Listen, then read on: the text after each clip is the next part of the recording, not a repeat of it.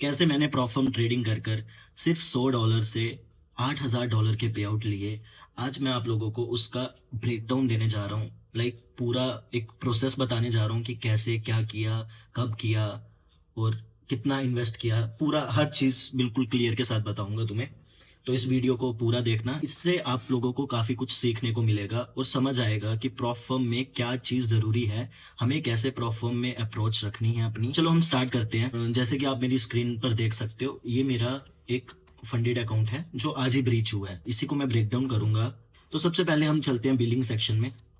तो अगर आप बिलिंग सेक्शन में देखोगे, जैसे कि सबके साथ होता है, जब मैंने अपनी फ्यूचर ट्रेडिंग स्टार्ट की थी तो स्टार्टिंग में कुछ रील्स देखी थी जिसमें ट्रेडिफाई का लाइटनिंग फंडेड अकाउंट परचेज करने के लिए बोला जाता था कि भाई ये ले लो, सिर्फ 5 दिन प्रॉफिट करना है और तुम पे आउट ले सकते हो, ये डायरेक्ट फंडेड है, तुम्हें फेस क्लियर करने की ज़रूरत नहीं होगी।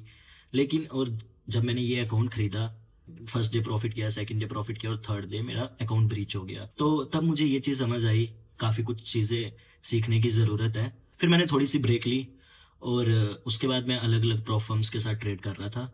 और 6 महीनों बाद मैंने फिर से ट्रेडिफाई में मैंने अपना पहला ही अकाउंट हुआ मेरे लिए कि जिसको मैंने अच्छे से ट्रेड किया।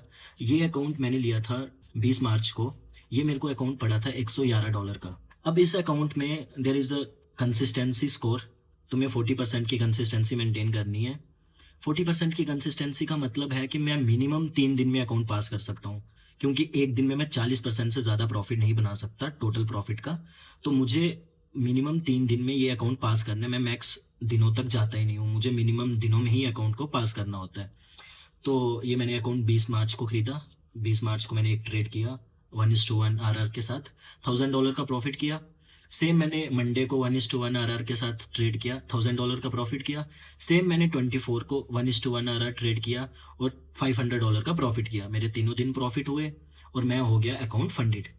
अब फंडेड होने के बाद देयर इज़ अ रूल कि तुम्हें 5 दिन की प्रॉफिटेबल ट्रेड्स चाहिए और तुम फिर पे आउट रिक्वेस्ट कर सकते हो। एंड पे आउट कैप है $3,000। तो मैंने ये सोचा कि क्यों ना मैं पहला ट्रेड जो हो वो अपना A+ ट्रेड लेकर इस अकाउंट में बफर बना दूं, जिससे मुझे सिर्फ 4 प्रॉफिटेबल डेज कंप्लीट करने होंगे और अपना पे आउट रिक्वेस्ट कर सकता हूँ। तो मैंने 25 मार्च को ही एक ट्रेड लिया था। ऑलमोस्ट 900 पिप्स कैप्चर किए थे मैंने इस ट्रेड में और $4,500 का प्रॉफिट बनाया।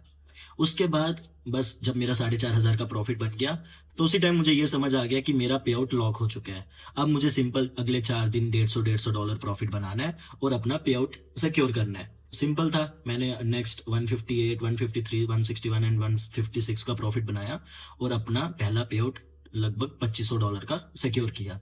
पहले से मेरे $5,000 तो बने हुए थे और 2,500 का मैंने पे आउट ले लिया, तो $2,500 मेरे पीछे एज अ ड्रॉडाउन था। तो उसके बाद मैंने एक ट्रेड मारा 1:2 A+ ट्रेड। उस ट्रेड से मैंने फिर से $2,600 का प्रॉफिट कर फिर simple minimum profitable days complete किए और 5 दिन बाद फिर से पे आउट सिक्योर किया लगभग $2,900 का। पे आउट लेने के बाद मेरा फिर से $3,000 का ऑलरेडी ड्रॉ डाउन था।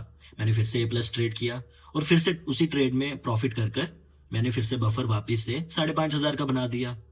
और उसके बाद सिंपल था कि मुझे अपने प्रॉफिटेबल डेज कंप्लीट करने हैं।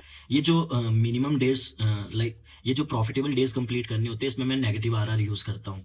तो मैंने पहला ट्रेड पहले दिन प्रॉफिट हो गया, उसके बाद नेक्स्ट डे मैंने 2 ट्रेड किए, मेरे दोनों लॉस हो गए और उस वजह से मैं $1,200 का लॉस में चला गया।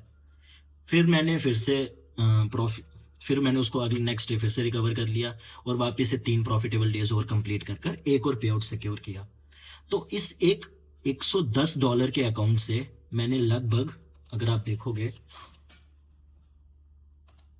पे आउट सेक्शन में, सबसे पहले 2569, 2984, $3,000, लगभग $8,000 के पे आउट सिर्फ एक अकाउंट से जो मैंने $110 का लिया था उससे सिक्योर किए विद जस्ट माई कैलकुलेशंस और सिंपल सी स्ट्रेटेजी। मुझे अब ये चीज समझ आ गई है कि मुझे प्रॉप फर्म में ट्रेडिंग कैसे करनी है। ठीक है, तो सिंपल ये रूल्स अपनाया। अब देखो, अब ये अकाउंट की बात करें तो ये अकाउंट अब मेरा ब्रीच हो चुका है। इस $110 के अकाउंट से मैं ऑलरेडी $8,000 सिक्योर कर चुका हूं। अब आगे अगर मेरे 5-6 इवेल ब्रीच भी होते हैं, मुझे उस चीज़ का नहीं फर्क पड़ेगा, क्योंकि मैंने एक ही अकाउंट से ऑलरेडी $8,500 सिक्योर कर चुका हूँ। इट्स ऑल अबाउट ROI, तुम कितना इन्वेस्ट कर रहे हो और बदले में तुम्हें कितने पे आउट्स मिल रहे हैं। ठीक है। अगर जैसे मैंने पहला अकाउंट लिया और मेरे पहले अकाउंट से ही $8,500 के पे आउट आ गए, मे भी तुम्हारा पहले अकाउंट से ना आए, दूसरे अकाउंट से ना आए, तीसरे अकाउंट से ना आए, चौथे अकाउंट से तुम्हारे भी ऐसे 4 पे आउट आ जाए। ठीक है, तुमने इन्वेस्ट कितना किया? $450। तुम्हें पे आउट्स कितने आए? $10,000। तो वो ROI का जो गेम है ना, वो तुम्हें समझना पड़ेगा। अगर तुम वो चीज़ क्रैक कर लोगे ना और कैलकुलेशंस में अच्छे हो जाओगे ना, तो तुम भी मेरी तरह पे आउट्स ले पाओगे। तो मिलते हैं नेक्स्ट वीडियो में। आज की वीडियो में इतना ही। ये मेरी पहली वीडियो है, सब लाइक करना, सब्सक्राइब करना और इंस्टा पर फॉलो करना।